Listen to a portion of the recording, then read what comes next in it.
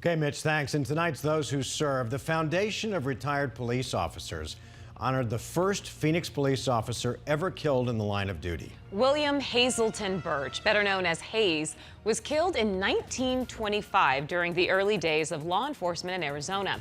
Birch was shot and killed while attempting to stop two men from stealing gasoline from a car. The two men were suspects in the murders of two other police officers in Montana and Texas.